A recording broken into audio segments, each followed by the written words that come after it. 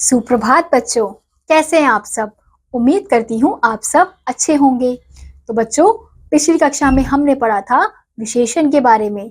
आज की कक्षा में हम पढ़ने वाले हैं अध्याय नंबर 9, जिसका शीर्षक है क्रिया।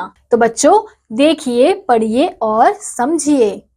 तो यहाँ पे हमें कुछ चित्र दिए गए हैं और उनके नीचे कुछ वाक्य लिखे हैं। सबसे पहला है, किशोर सब्जी बेच रहा है।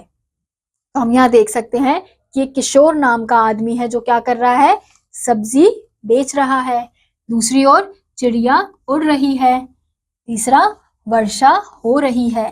तो यहाँ पे हम देख सकते हैं कि हर वाक्य में, हर चित्र में कुछ ना कुछ कार्य किया जा रहा है। उपयुक्त वाक्यों में रंगीन छपे शब्द बेच, उड़, हो किसी कार्य का करना या होना बता रहे हैं। ऐसे शब्दों को व्याकरण में क्रिया कहते हैं, यानी कि जिन शब्दों से हमें किसी कार्य के होने या करने का पता चलता है, उन शब्दों को हम क्रिया कहते हैं।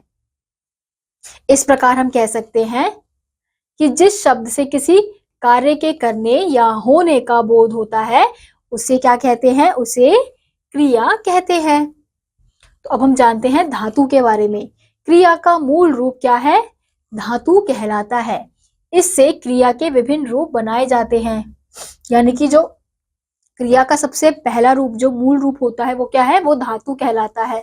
उसी से क्या बनाई जाती है, क्रिया बनाई जाती है। जैसे जा क्या है, धातु का शब्द है।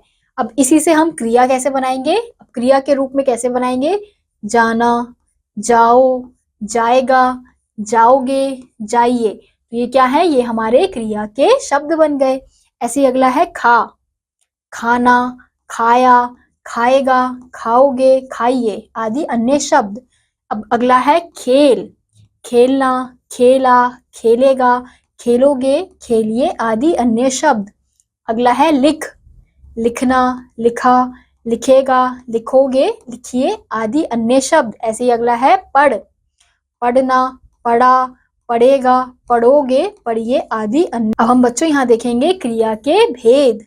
कर्म के आधार पर क्रिया के दो भेद हैं। कैसे, पहला है अकर्मक और दूसरा है सकर्मक क्रिया। तो सबसे पहले हम अकर्मक क्रिया के बारे में पढ़ते हैं। वाक्य में जिस क्रिया का फल स्वयं कर्ता पर पड़ता है, उसे अकर्मक क्रिया कहते हैं।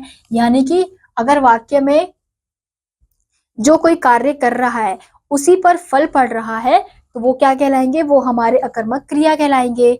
जैसे यहाँ पे है बच्चा हंसता है, तो बच्चा क्या है, बच्चा करता है, यानी कि हंसने का कार्य किसके द्वारा हो रहा है, बच्चे के द्वारा हो रहा है। तो कर्ता पर फल स्वयं पड़ रहा है, तो ये क्या है, हमारे अकर्मक क्रिया। ऐसे ही अगला है कुत्ता भौंक रहा है, तो कुत्ता भौंक रहा है, तो कुत्ते के द्वारा भौंका जा रहा है, तो ये क्या है, स्वयं कर्ता के द्वारा क्रिया का फल किस पे पड़ रहा है, स्वयं कर्ता पर पड़ रहा है, तो ये क्या है, अकर्मक क्रिया। ऐसे ही चिड़िया उड़ रही है। यहाँ पर तीनों ही वाक्यों में कोई कर्म नहीं है, अर्थात यहाँ कर्ता के अतिरिक्त अन्य किसी पर क्रिया का प्रभाव नहीं पड़ रहा है। अतः हंसता है, भौंक रहा है तथा उड़ रहा है अकर्मक क्रियाएं हैं। अब अगला है सकर्मक क्रिया। वाक्य में जिस क्रिया के साथ कर्म का प्रयोग होता है, अर्थात क्रिया का फल कर्म पर पड़ता है, उसे सकर्मक क्रिया कहते हैं।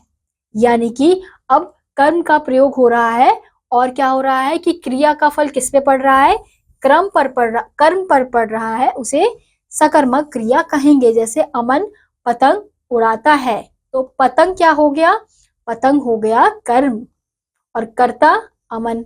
तो यहाँ पे कर्ता पे फल नहीं पड़ा, किस पे पड़ा, पतंग पे पड़ा, तो इसलिए ये क्या कहलाएगी, ये हमारी सकर्मक क्रिया कहलाएगी।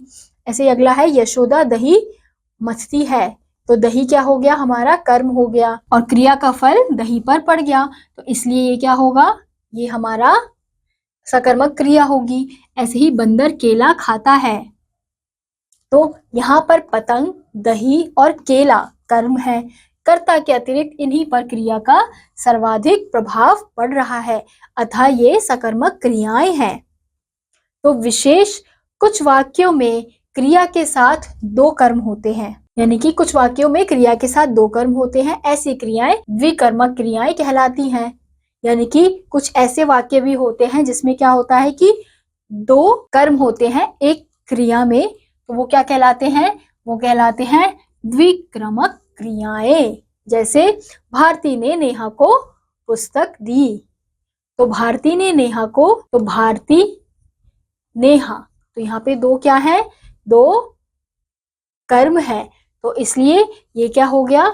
द्विकर्मक क्रिया। ऐसे ही इस वाक्य में दो कर्म आए हैं, इस वाक्य में द्विकर्मक क्रिया है।